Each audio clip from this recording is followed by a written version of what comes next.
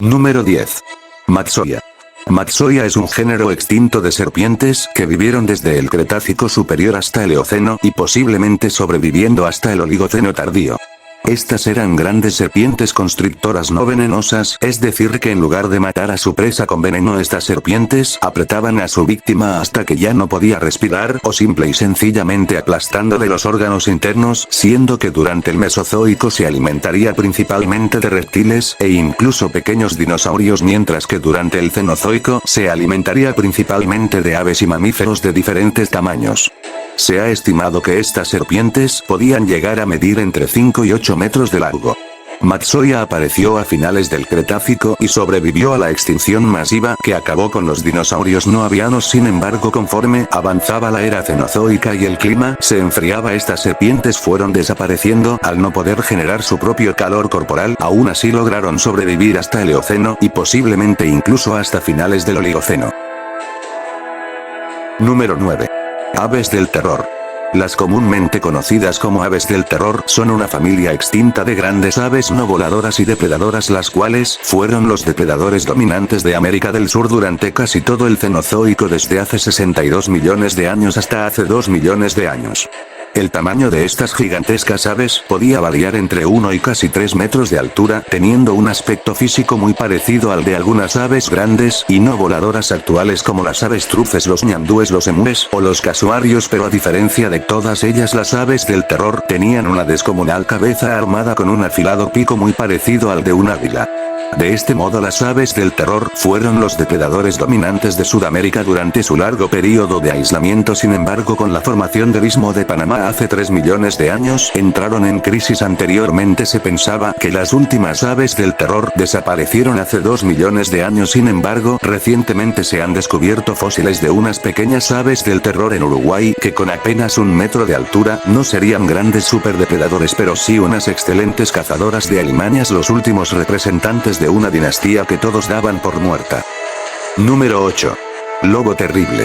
A diferencia de lo que indica su nombre común, el lobo gigante, o también llamado lobo terrible, no estaba cercanamente emparentado con el actual lobo gris, ya que actualmente se sabe que el linaje del lobo terrible se separó del linaje del lobo gris hace más de 7 millones de años.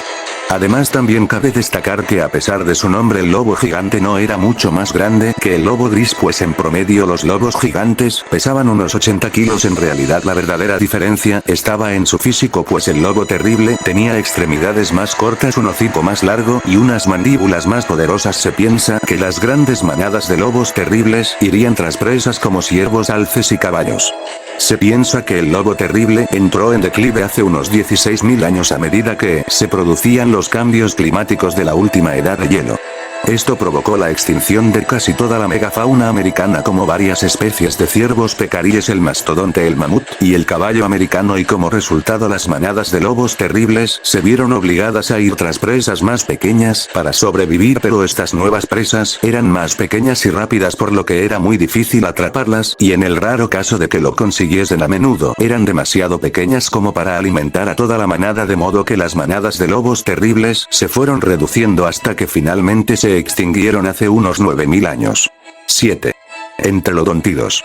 Los entelodontidos, comúnmente conocidos como entelodontes, son una familia extinta de mamíferos que vivieron hace entre 45 y 15 millones de años durante los períodos Eoceno, Oligoceno y Mioceno en lo que hoy es Asia y Norteamérica.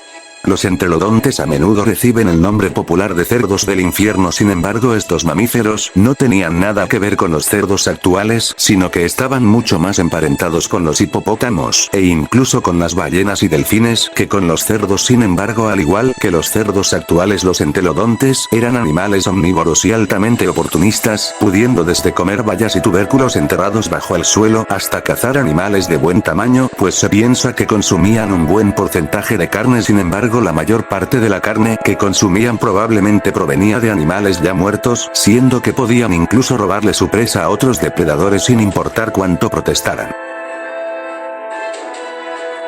Número 6. Yaenodon. No se dejen engañar amigos, pues a pesar de lo que su nombre invita a pensar, en realidad estas verdaderas bestias de la naturaleza no tenían nada que ver con las hienas actuales. De hecho, ni siquiera pertenecían al orden carnívora, sino que pertenecen a una rama extinta de mamíferos llamados Yaenodontos. Estos grandes superdepredadores aparecieron hace unos 42 millones de años y desaparecieron hace casi 15 millones de años, habiendo vivido por casi 30 millones de años en la Tierra. Se piensa que las especies más grandes de este género pudieron llegar a un tamaño que rivalizaba con cualquiera de los grandes felinos actuales, alimentándose de una gran variedad de presas como camellos primitivos y caballos. Sin embargo, con la llegada del Mioceno el hábitat del Yaenodon cambió drásticamente, pasando de ser matorrales y bosques a sabana abierta, lo que le dificultó mucho tenderle una emboscada a sus presas. Además aparecieron nuevos competidores como el famoso oso perro anfitrión, el cual era más grande, fuerte, rápido e inteligente, y de este modo el Yaenodon se volvió inútil y fue reemplazado por depredadores más grandes, rápidos e inteligentes como los lobos y los felinos.